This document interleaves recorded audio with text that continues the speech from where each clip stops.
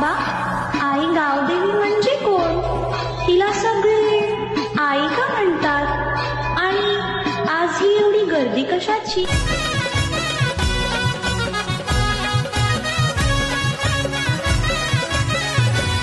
अग महिमा तुझा गाजे जगन, आई तू गावाची मालकीन, आई तू गावाची मालकीन.